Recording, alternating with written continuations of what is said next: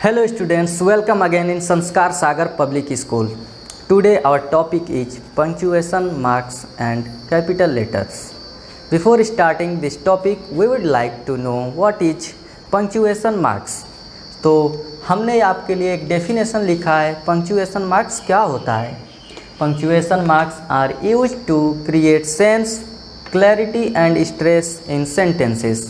बच्चों, punctuation marks किसी भी सेंटेंस में क्लैरिटी लाने के लिए या फिर उस पर स्ट्रेस देने के लिए यूज किया जाता है. एग्जाम्पल के लिए हम ले सकते हैं, अगर आज हम बोलें कि बहुत ज़्यादा गर्मी है तो किसी से हमको बोलना हो आज बहुत गर्मी है, क्या नहीं है? ऐसे हम बात करते हैं आमतौर पे. तुम बहुत अच्छे हो, क्या तुमको नहीं लगता? ऐसे हम बोलते हैं. तो इसका इंग्लिश जब हम ट्रांसलेट करेंगे तो बोलेंगे it is very hot today. Isn't it means is not it. तो बच्चों वहाँ पे कॉमा हम लगाएंगे और क्वेश्चन मार्क. अब बात ये आती है कि एक कॉमा और क्वेश्चन मार्क क्या है. बच्चों, कॉमा और क्वेश्चन मार्क ही एक टाइप के पंक्चुएशन मार्क्स हम इनको बोलते हैं, जिसको हम आज पढ़ेंगे इस सेशन में. और हमारा जो नेक्स्ट सेशन होगा वो होगा कैपिटल लेटर्स का. ठीक है, तो आज हम एक एक करके देखेंगे पंक्चुएशन मार्क्स कितने टाइप के होते हैं. पहला हमारा पंक्चुएशन मार्क्स जो आपके बुक में दिया है वो है फुल स्टॉप. तो हम एक एक करके नोट करते जाएंगे और आप अपने नोटबुक पे इसको नोट करेंगे. First, full stop. बच्चों, इसका मतलब सिंबल इसका ऐसे बनता है, इस तरीके से. ठीक है, अब आप पूछोगे पंक्चुएशन मार्क्स में ये पहला टाइप है फुल स्टॉप, ये कहाँ यूज होता है? ठीक है, तो ये दो जगह यूज होता है बच्चों. पहला है किसी स्टेटमेंट के अंत में या फिर किसी कमांड के अंत में.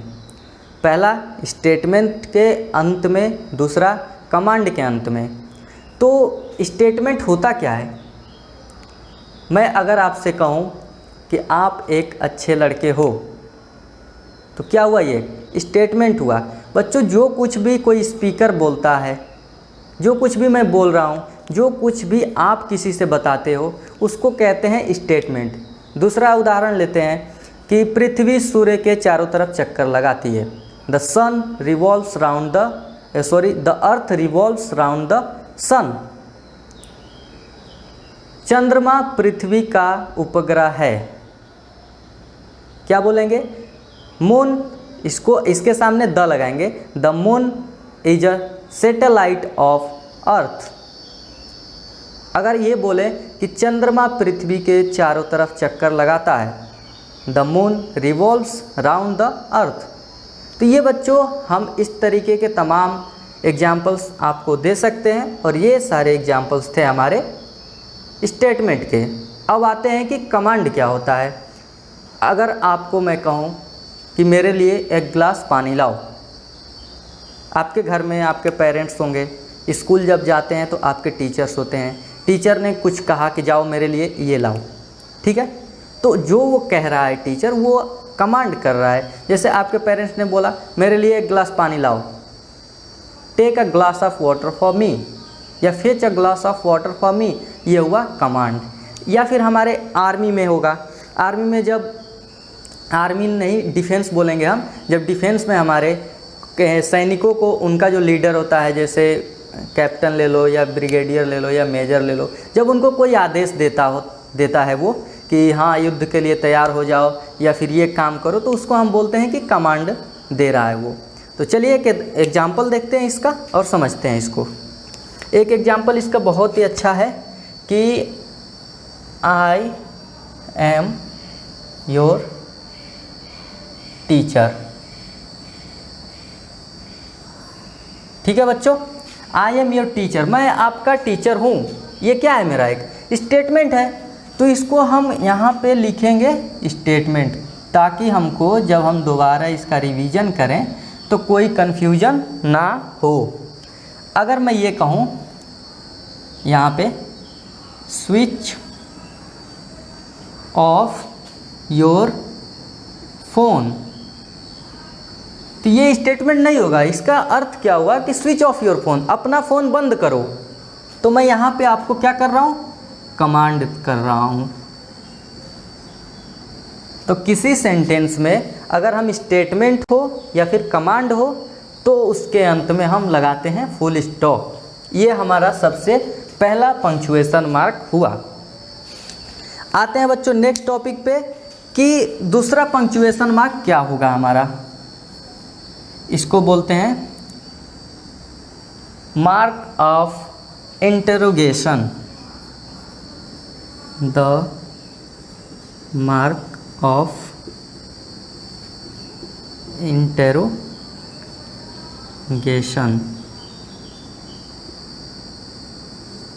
बच्चों इसका सिंबल जो देख रहे हो ये होता है मार्क ऑफ इंटरोगेशन। इसका मतलब ये होता है कि कई बार हम लोगों से क्वेश्चन पूछा जाता है, जैसे क्या तुमने आज पढ़ाई किया, क्या तुमने अपना होमवर्क कर लिया है, क्या तुम स्कूल जाओगे। खैर अभी तो नहीं जा सकते, बट अगर ऐसे क्वेश्चन तुमको पूछा जाए तो क्या करोगे, लास्ट में उसके सेंटेंस के एंड में ये वाला सिंबल लगाओगे। क्यों लगाओगे, जब कोई भी किसी से क्वेश्चन करता है तो उसके एंड में इंटरोगेटिव साइन हम लगाते हैं या फिर इंटरोगेटिव मार्क इसको बोलते हैं हम लोग। ये भी दूसरा टाइप हो गया पंक्चुएशन मार्क का। एग्जाम्पल के लिए हम लेते हैं, इसका छोटा सा हम एक नोट पॉइंट लिख लेते हैं, placed at the end of sentence. Sentence when question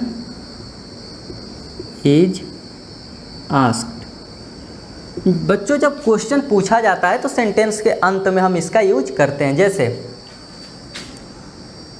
example के तौर पे हम ले सकते हैं, व्हाट इज योर नेम। यहाँ पे देखो बच्चों क्या इसका मीनिंग निकल रहा है, तुम्हारा नाम क्या है। हम क्वेश्चन कर रहे हैं यहाँ, जब हम क्वेश्चन करेंगे तो हम यहाँ पे इंटरोगेटिव साइन लगाएंगे। अब तुम इसका अगर आंसर देते हो, देखो अगर तुम इसका आंसर देते हो तो लिखोगे माई नेम इज, सपोज तुम्हारा नाम आकाश है, तुम लिखोगे आकाश। तो बच्चों जब यहाँ पे तुम आंसर दे रहे हो तो तुम्हारा ये क्या हुआ है कि स्टेटमेंट हुआ, तुम कुछ बता रहे हो, कुछ बोल रहे हो, तो यहाँ पे क्या आएगा बच्चों, फुल स्टॉप। देखो मैंने ऊपर क्या बताया था, फुल स्टॉप। जब स्टेटमेंट होगा तो फुल स्टॉप, जब क्वेश्चन पूछेंगे तो क्वेश्चन मार्क। दो हमने पढ़ा पंक्चुएशन मार्क। अब हम तीसरे की तरफ बढ़ते हैं। अगर आपने इसको नोट कर लिया है तो ठीक है, नहीं तो वीडियो को रोक के नोट करो, क्योंकि अब मैं मिटाने जा रहा हूँ।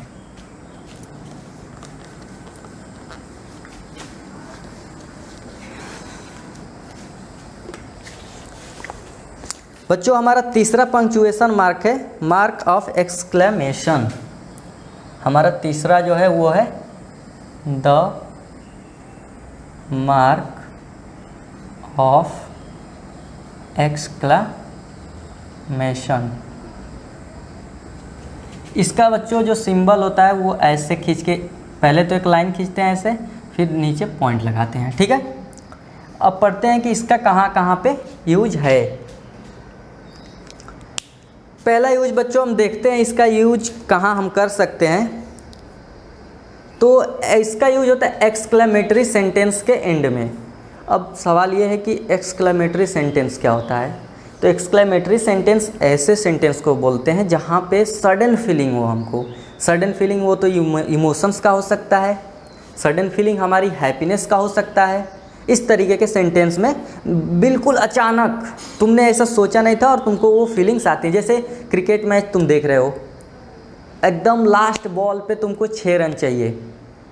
अब तुम सोच रहे हो 6 होगा कि नहीं होगा, और जो बैट्समैन है वो 6 मारता है, तुम क्या करोगे, इतना तेज़ तुमको अचानक हैप्पीनेस आएगा, तुम बोलोगे hurrah we have won the match. तो यहाँ पे जो हुर्रा होता है वो होता है एक्सक्लेमेटरी सेंटेंस में यूज किया जाता है। इसका मीनिंग होता है हैप्पीनेस को शो करना, लेकिन तुरंत उसके बाद हम एक्सक्लेमेटरी साइन लगाते हैं। तो ये क्या हुआ, सडन फीलिंग हुआ, हमको थोड़ी पता था हम मैच जीत जाएंगे, अचानक हमको पता चला। या फिर तुम कहीं बैठे हुए हो, ऑल ऑफ सडन तुमको न्यूज़ मिलती है किसी की डेथ हो गई, ऑल ऑफ सडन मिलती है ना, तो वहाँ पे एक्सक्लेमेटरी सेंटेंस का यूज होगा। ये ऑल ऑफ सडन जो भी घटनाएं होती हैं, जो भी इंसिडेंट होता है, वहाँ पे हम इसका यूज करते हैं। ठीक है, तो हम लिखेंगे it is used at the end of exclamatory sentence. ठीक है बच्चों, सेंटेंस मैं ये आपसे उम्मीद करता हूँ कि एक्सक्लेमेटरी सेंटेंस क्या होता है आप अपने पिछले क्लासेस में पढ़ चुके हैं। ठीक है, तो मैं एक एग्जाम्पल लेता हूँ। जैसे पहला एग्जाम्पल मैंने आपको दिया था, hurrah we have won the match. हमने क्या किया, मैच जीत लिया। ठीक है बच्चों, दूसरा एग्जाम्पल हम इसी में ले सकते हैं, how beautiful the girl is. ये एग्जाम्पल क्या कह रहा है, अगर तुम मान लो कहीं पे खड़े हो और अचानक तुम्हारे सामने से एक लड़की गुजर गई, ठीक है, और वो बहुत खूबसूरत है, तुम क्या बोलोगे, how beautiful the girl is, कितनी खूबसूरत लड़की है। ठीक है, इस तरीके से तुमको ऑल ऑफ सडन वो फीलिंग आई। तो ये हमारा हुआ मार्क ऑफ एक्सक्लेमेशन। इसमें देखो हम सेंटेंस में क्या लगा रहे हैं, ये वाला सिंबल लगा रहे हैं। अब आते हैं नेक्स्ट पंक्चुएशन मार्क पे, और हमारा नेक्स्ट पंक्चुएशन मार्क है बच्चों कॉमा। ये भी बहुत ज़्यादा इम्पोर्टेंट है, ये वाला सिंबल। ठीक है, इस तरीके से बनता है, देख लो।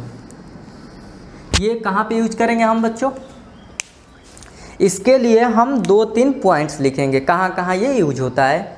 आपके बुक में कई सारे पॉइंट्स गिवन हैं, उनमें से जो इम्पोर्टेंट है, जो अभी आपके क्लास के लिए रिलेवेंट है, जो आपको ज़रूरत है, वो मैं पॉइंट नोट किया हूँ। बाकी सब आप अपने बुक से भी पढ़ सकते हैं। पहला पॉइंट क्या है आपके लिए, to separate expressions like yes, no, oh, well. इस तरीके के, जैसे मैं आपसे पूछूं क्या आपने खाना खाया, बोलोगे येस आई हैव डन। इसका येस जैसे ही आप आंसर लिखते हो, येस के बाद कॉमा लगाते हो आप, ये वाला। अच्छा ठीक है, क्या आपने होमवर्क किया, बोलोगे sorry I forget, no I have not done my homework. तो नो के बाद क्या लगाओगे, कॉमा। ठीक है, तो वहाँ पे ये कहाँ पे लगता है बच्चों, to separate expressions like.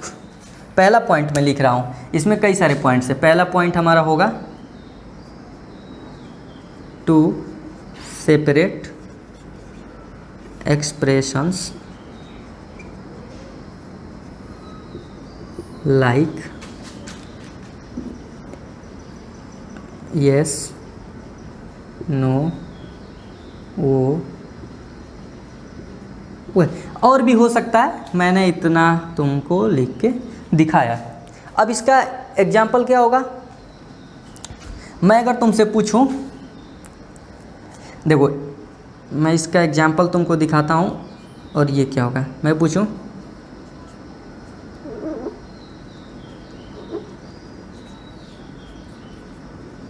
Have you done your breakfast. बच्चों देखो मैं इसमें क्वेश्चन कर रहा हूँ ना, मैं पिछले ही पंक्चुएशन मार्क में आपको समझाया था कि जब भी मैं क्वेश्चन करूँगा आपसे, आप यहाँ पे क्वेश्चन मार्क लगाओगे। मैंने क्वेश्चन मार्क लगाया, अब तुम आंसर दोगे मुझे। अगर तुमने कर लिया है तो लिखोगे यस। यस लिखने के बाद देखो बच्चों, यस लिखने के बाद क्या करोगे, यहाँ पे comma, yes I have done my breakfast. Okay बच्चों, ये हमारा पहला पॉइंट है कि हम कॉमा का कहाँ यूज कर सकते हैं। चलो हम देखते हैं नेक्स्ट पॉइंट, और कहाँ कहाँ कॉमा का हम यूज कर सकते हैं। तो नेक्स्ट पॉइंट यहाँ पे हम देखने वाले हैं। दूसरा पॉइंट आपके बुक में लिखा है कि हमको अगर डेट कभी लिखनी हो, जैसे टू राइट डेट। बच्चों आप लोग अपने बुक में, अपने कॉपी में, नोटबुक में अक्सर डेट लिखा करते हो। कभी एप्लीकेशन लिख रहे हो वहाँ पे डेट लिखोगे, कभी लेटर लिखना है वहाँ पे डेट लिखोगे। तो जब डेट लिखा जाता है तो कैसे लिखते हैं? एक डेट लिखने का तरीका क्या है? सपोज आज 17 जून हमको अगर लिखना हो तो हम क्या लिखेंगे? 17। ठीक है बच्चों, कौन सा मंथ है? 6 मंथ है, 6। ठीक है, 2020। एक तरीका डेट लिखने का ये हुआ। इस तरीके से भी हम डेट लिख सकते हैं। हम ऐसे भी लिख सकते हैं 17 जून। देखो बच्चों, जैसे ही 17 जून लिखे हम यहाँ पे लगाएंगे एक कॉमा। ठीक है, लिखेंगे 2020। तो हम क्या सीखे बच्चों? अगर इस तरीके से हमको डेट लिखना हो तो हम कॉमा का यूज करते हैं। दूसरा पॉइंट हुआ, पहला पॉइंट ये था। अब तीसरा पॉइंट क्या है बच्चों? कि अगर हमको सेंटेंस में अच्छे से क्लैरिटी मिले कि हम उस सेंटेंस में कहना क्या चाहते हैं, तब हमको थोड़ा सा रुकना पड़ेगा। जैसे अगर आप कहीं जा रहे हो और आपके सामने एक ब्रेकर लगा हुआ है, गाड़ी चल रही है, ब्रेकर आ गया अचानक रोड पे, आप क्या करते हो? गाड़ी को स्लो करते हो, फिर गाड़ी का स्पीड बढ़ाते हो। ऐसे ही बच्चों ये ब्रेकर का काम करता है किसी सेंटेंस में। जैसे अगर तुमको कुछ बोलना हो और तुम चाहते हो कि सामने वाले मेरी बात को अच्छे से समझे, तो तुम क्या करोगे? कॉमा लगाओगे। कॉमा लगाते ही वो थोड़ा रुक जाएगा, फिर सेंटेंस पढ़ेगा। अगर कॉमा नहीं लगाते तो एकदम स्पीड में पढ़ते हुए निकल जाता, कहीं नहीं रुकता वो बीच में सेंटेंस के। ठीक है, इसलिए तो ये एकदम ब्रेकर का काम करता है किसी सेंटेंस में। तो तीसरा हो गया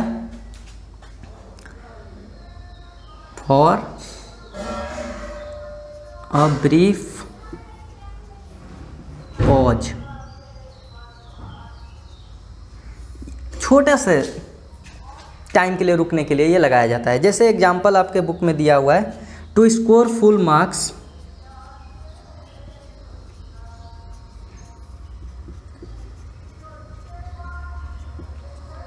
To score full marks, he started studying. He started studying. बच्चों यहाँ पे देखो मैंने लगाया है कॉमा। ठीक है, इसका मतलब क्या हुआ? टू स्कोर फुल मार्क्स, पूरे फुल नंबर, 100 नंबर का पेपर है तो 100 में 100 लाने के लिए ये बात कह रहा है कि फुल मार्क्स। यहाँ पे आके हमने रुका। फुल मार्क्स पाने के लिए ही स्टार्टेड स्टडिंग, उसने पढ़ाई करना चालू कर दिया। ठीक है, तो ये हमने 2-3 पॉइंट्स लिखवाए बच्चों आपको कि कॉमा का कहाँ कहाँ यूज कर सकते हैं। अब हमारा नेक्स्ट जो पंक्चुएशन मार्क है वो है सेमी कॉलन। तो अगर आपने इसको नोट कर लिया तो मैं अब रब करूँगा। चलिए बच्चों देखते हैं अब सेमी कॉलन। सेमी कॉलन क्या होता है?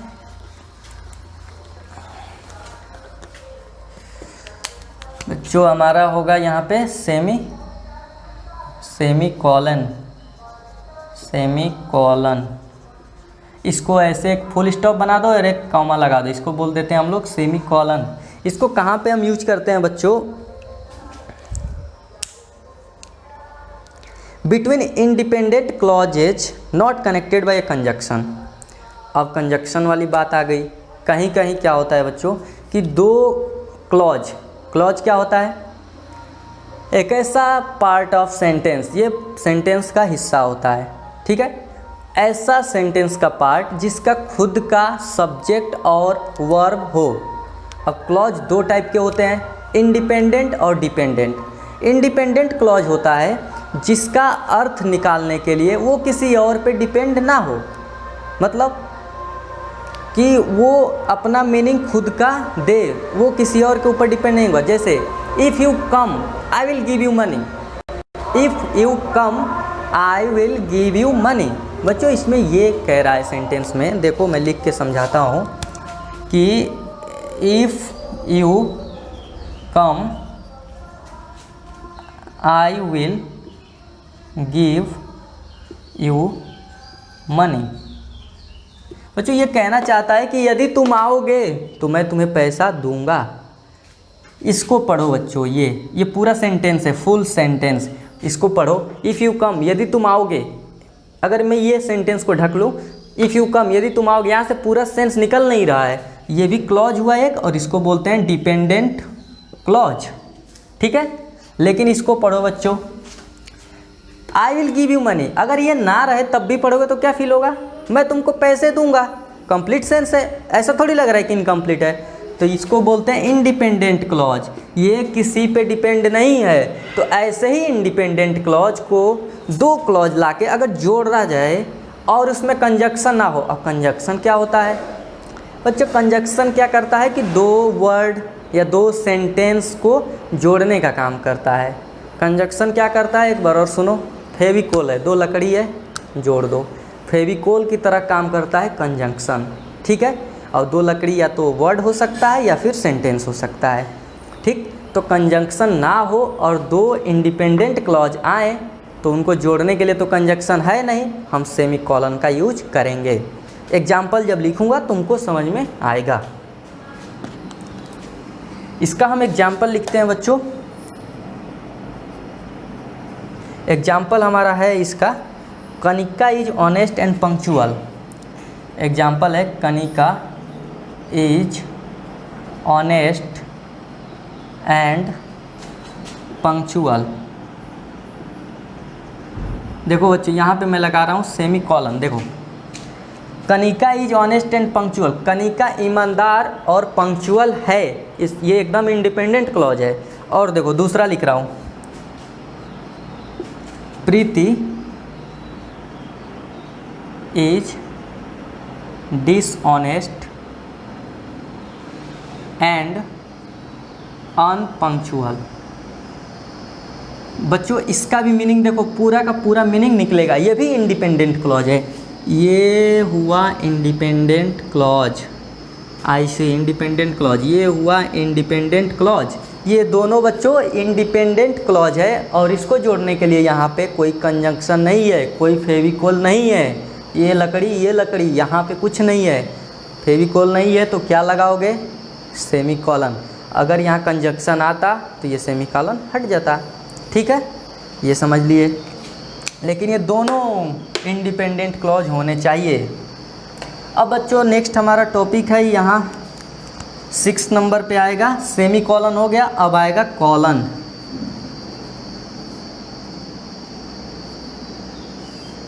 कॉलन, ठीक है। अच्छा, इससे पहले हम इसका डेफिनेशन लिख दें, ये कहाँ यूज होता है, बिटवीन, इसको नोट कर लेना, बिटवीन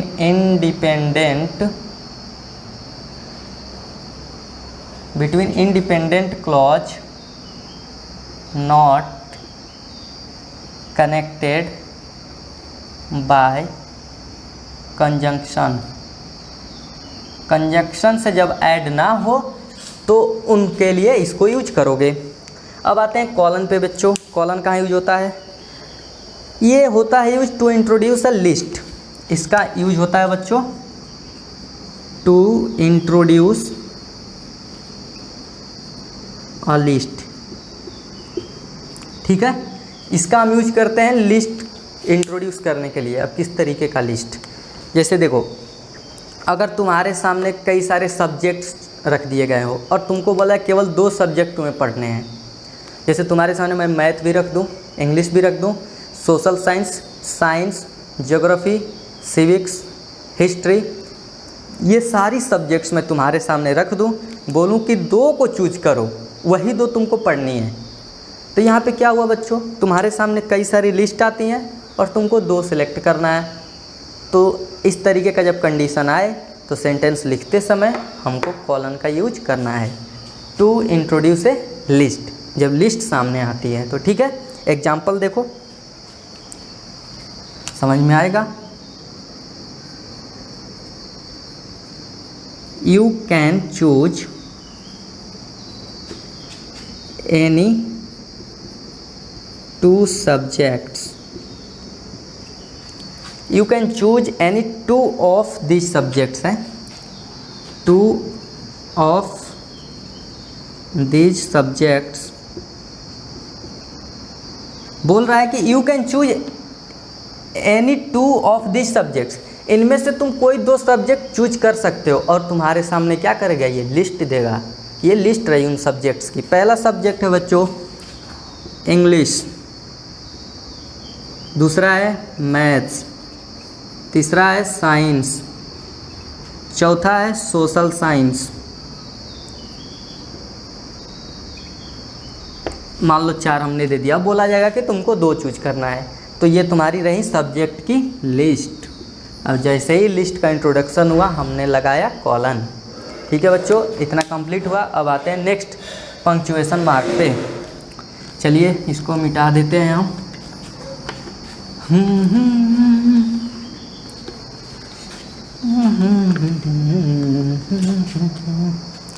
चलो बच्चों,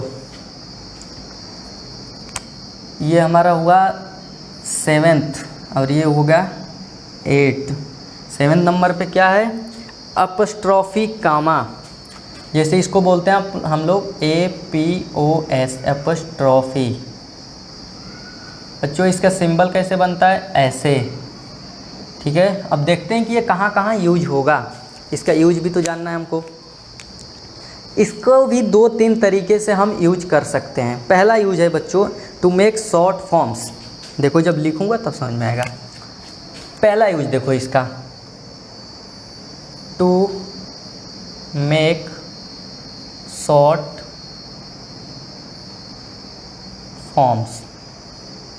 ठीक है बच्चों, देखो इसको बोल रहा है कि शॉर्ट फॉर्म अगर किसी का लिखना हो तब। अक्सर तुम लोग अपने दोस्तों में देखे होगे कि एक दोस्त दूसरे दोस्त का छोटा सा नाम रख देता है, चाहे नाम कैसा भी हो, छोटा फॉर्म में उसका नाम रख लेते हो।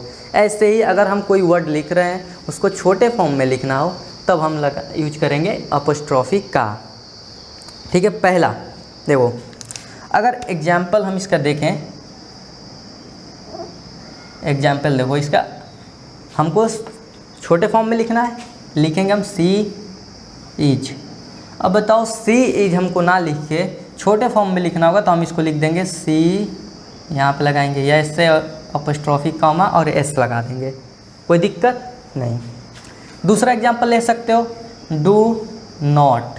डू नॉट अक्सर बोलते हो, इसको पढ़ो ये से डू, अब इसको पढ़ोगे डोंट। डू नॉट का ही ये है। ठीक है, शॉर्ट फॉर्म है। अब तुमसे मैं ये कहूँ लिखो कैन नॉट। कैन नॉट, इसको पढ़ोगे बच्चों कैन, ऐसे can't, can't, can not, can't. तो ये हुआ लॉन्ग फॉर्म, ये हुआ शॉर्ट फॉर्म। जब शॉर्ट फॉर्म में लिखना था हमने अपॉस्ट्रोफी कामा का यूज किया और शॉर्ट फॉर्म में लिख दिया, पहला पॉइंट। ठीक है बच्चों, अब आते हैं सेकेंड पॉइंट पे। दूसरा पॉइंट क्या हो सकता है अपॉस्ट्रोफी कामा का यूज बच्चों, पोसेसिव फॉर्म बनाने के लिए नाउन का। टू मेक पोसेसिव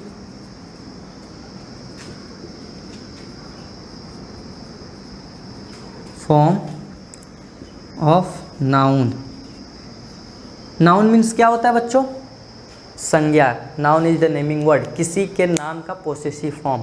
इसमें बेसिकली जो अर्थ निकलता है वो का निकलता है। जैसे एग्जाम्पल तब देखोगे, तब देखो यहाँ पे लिखोगे बॉय, यहाँ लगाए अपॉस्ट्रोफी कामा एस, लिख दिया हॉस्टल।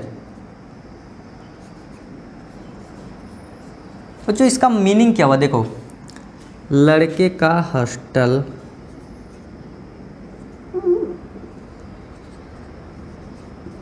लड़के का हॉस्टल। ठीक है, अच्छा, इन द सेम वे हम लिख सकते हैं गर्ल्स हॉस्टल, लड़की का हॉस्टल। ठीक है बच्चों,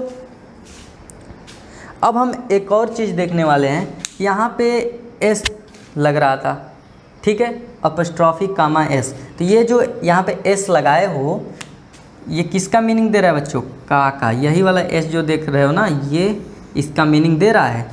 ठीक है,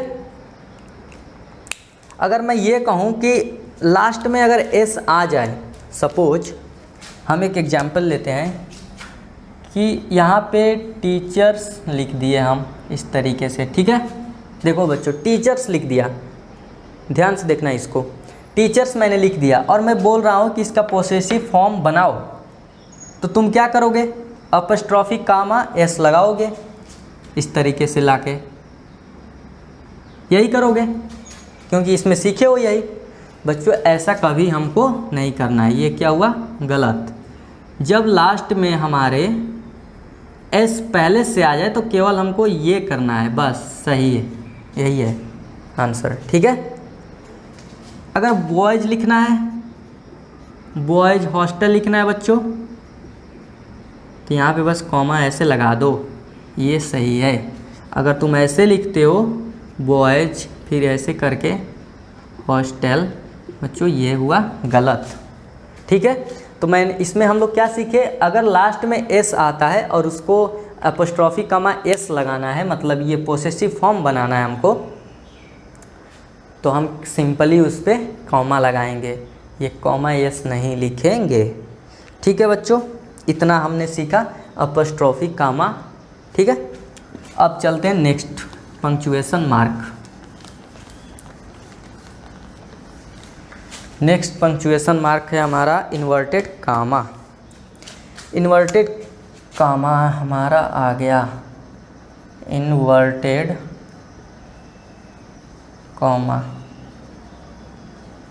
इसको ऐसे बनाते हैं बच्चों, फिर डॉट डॉट डॉट, फिर डॉट, ऐसे, ये हुआ हमारा इन्वर्टेड कामा। इसमें हम क्या लिखते हैं, देखो इसको समझो पहले। अगर तुम्हारा कोई दोस्त है, तुमसे कोई बात करता है, ठीक है, और तुम जब घर पे जाते हो तो अपने मम्मी पापा, अपने भाई बहन से तुम वही बात अपने दोस्त की घर पे शेयर करते हो, तो तुम्हारे दोस्त ने जो कुछ भी बोला होता है बच्चों, अगर सेम टू सेम अपने दोस्त की बात तुम घर पे बता रहे हो, अपने शब्दों में नहीं, जो दोस्त ने बोला वही बात एग्जैक्टली उसी के शब्द तुम घर पे बोलते हो, तो तुमको उसके शब्दों को कामा, इन्वर्टेड कामा में, ये इन्वर्टेड कॉमा में रखना होगा। ठीक है, जब मैं इसका एक एग्जाम्पल लिखूंगा तब तुम्हें अच्छे से क्लियर होगा। ठीक है, तो to tell actual words of speaker, इसका यूज क्यों करते हैं हम बच्चों, to tell actual words of speaker. यहाँ पे देखो बच्चों, एग्जैक्टली जो स्पीकर ने वर्ड बोला है उसी के शब्दों को हम अगर लिखें तो हमको इस तरीके का कामा, इन्वर्टेड कामा का यूज करना पड़ेगा। एग्जाम्पल के ले सकते हो, सी सैड, देखो बच्चों, अब मैं ये सी सैड, वो कही, इसका अर्थ हुआ वह कोई लड़की होगी, कही, सैड मीन्स कहना या बोलना। ठीक है, तो वह कही, अब जो कही थी उसी के शब्द को मैं लिख रहा हूँ जो उसने बोला था। उसने क्या कहा था, I am waiting for Mrs Gupta, और कामा, ये इन्वर्टेड कामा क्लोज हो जाएगा। देखो बच्चों, यहाँ पे सी सेड, वो कही, क्या कही, आई am waiting for Mrs Gupta, ये उसके शब्द हैं कि मैं मिसेस गुप्ता का इंतज़ार कर रही हूँ। ठीक है, तो जो इसने बोला था ये एग्जैक्टली वही वर्ड मैंने यहाँ पे लिख दिया। ये आप जब क्लास 9th में या फिर हायर क्लास में 10th में जाओगे तो डायरेक्ट इनडायरेक्ट नरेशन पढ़ाया जाएगा, उसमें इन्वर्टेड कामा का यूज आपको मिलेगा। ठीक है, तो ये आपके नेक्स्ट या शायद क्लास 9th में आपको मिलने वाला है। अब हम आते हैं नेक्स्ट टॉपिक अपना डैश। डैश पे आते हैं। डैश कहाँ यूज होता है बच्चों, ये देखते हैं, इसको ऐसे रहता है ये। ठीक है बच्चों, इस तरीके से बनता है। इसका हम यूज कहाँ करेंगे, after a list of items when this list is followed by an explanation. देखो बच्चों, कभी कभी ऐसा होता है कि आपके स्कूल में कोई नोटिस आ जाती है और हायर अथॉरिटी जैसे आपके मैनेजर आते हैं, तो जब आपके मैनेजर आएंगे तो वो प्रिंसिपल से भी बात करते हैं, टीचर से भी बात करते हैं और आपसे भी बात करेंगे। ठीक है, अगर सब लोग एक सेमिनार हो रहा है या फिर असेंबली हो रही है, उसमें सब लोग प्रेजेंट रहते हो, उस टाइम अगर आके कोई न्यूज़ देनी हो तो आपके मैनेजर क्या बोलेंगे? Teacher, principal, teacher and student. तो सबको उन्होंने बोला, प्रिंसिपल को भी बोला, स्टूडेंट को बोला, टीचर को बोला, उसके बाद जो न्यूज़ है वो बोलेंगे। तो जो न्यूज़ बोलेंगे उसके पहले हम लगाएंगे डैश। ठीक है, इसका डेफिनेशन लिख लो, कहाँ ये यूज होता है, कहाँ यूज होगा ये? After a list of items when this list is followed by an explanation। बच्चों देखो, after list of items when this list is followed by an explanation, ये ऐसे आइटम्स के बाद हम इसको डैश को यूज करते हैं जहाँ पे हमको एक्सप्लेनेशन देना होता है, मतलब उनके बाद हम कुछ इन्फॉर्मेशन देने वाले होते हैं उनको। जैसे एग्जांपल के लिए देख सकते हो, प्रिंसिपल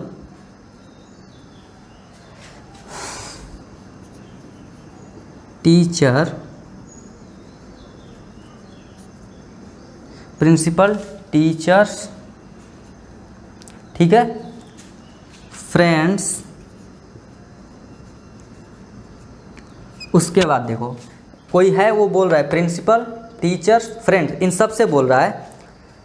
क्या बोला है उसने, ये एक्सप्लेन कर रहा है उन सबको। The city was destroyed,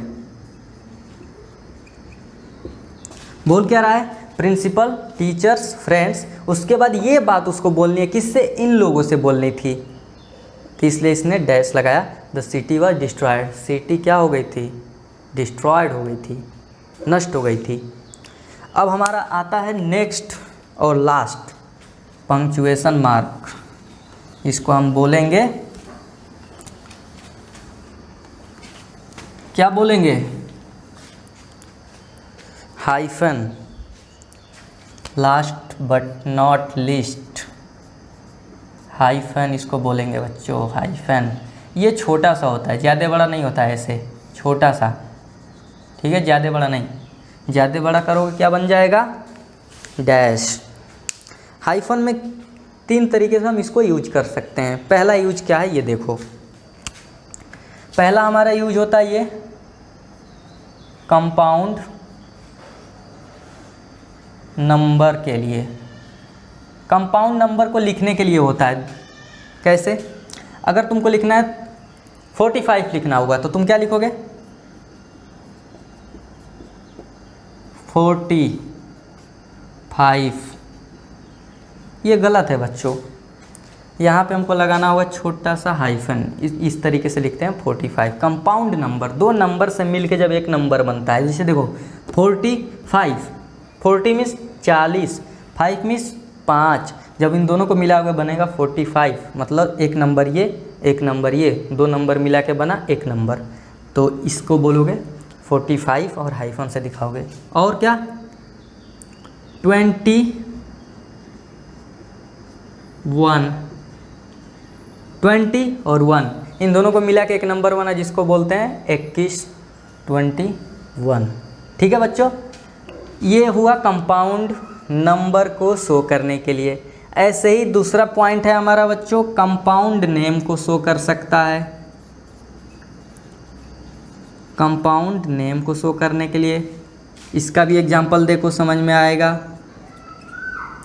compound name का मतलब ये कि जब कई सारे हम वर्ड मिला के और एक नाम बनाते हैं तो उसको बोलते हैं हम कंपाउंड नेम। जैसे son in law, son in law, father in law, father in law, sister in law. इस तरीके से जब हम लिखेंगे बच्चों तो हमको लिखना होगा, हाइफन देना होगा। और लास्ट पॉइंट हमारा है कंपाउंड एडजेक्टिव के लिए, कंपाउंड एडजेक्टिव। इसको एग्जाम्पल से समझ सकते हैं बच्चों। अगर मान लो कोई तुमने शर्ट खरीदी हो या फिर कोई ऐसी वस्तु खरीदी हो या फिर तुम्हारे सामने नज़र आती हो जिसका कलर क्या है, येलो है और वाइट भी है, या फिर ब्लैक है ब्लू, दोनों उसमें तुमको कलर दिख रहा है, दोनों का मिक्सचर हो, तो उन दोनों को क्या बोलोगे? Black hyphen blue. मतलब वो ब्लैक भी है और ब्लू भी है, दोनों को मिला दिए। कैसे? हाइफन से। अब बच्चों ब्लैक और ब्लू जो होते हैं ये एडजेक्टिव होते हैं। जब आप एडजेक्टिव पढ़ोगे तो समझोगे एडजेक्टिव क्या होता है, उसके टाइप क्या होते हैं, ठीक है। तब आपको पता चलेगा कि ब्लैक और ब्लू एडजेक्टिव, जितने भी कलर के नेम है एडजेक्टिव होते हैं, ठीक है। Red, green, blue, yellow, red, ये सब क्या एडजेक्टिव है, ठीक है। तो आज हमने इस सेशन में देखा कि पंक्चुएशन क्या होता है, पंक्चुएशन मार्क्स क्या होता है, और अगले सेशन में हम पढ़ेंगे कि कैपिटल लेटर्स का यूज कैसे हम करेंगे। आज हमने इसका यूज हमने देखा, 10 लगभग यूज थे, किस टाइप के ये पंक्चुएशन मार्क्स हो सकते हैं। आज के लेक्चर में बस इतना ही। नेक्स्ट लेक्चर में हम पढ़ने वाले हैं कैपिटल लेटर्स का use. Thank you very much इस वीडियो को देखने के लिए। और आपके लिए इस एक्सरसाइज में जो भी एक्सरसाइज गिवन है उसको आप प्रैक्टिस करिए, यही आपका होमवर्क है। Thank you very much.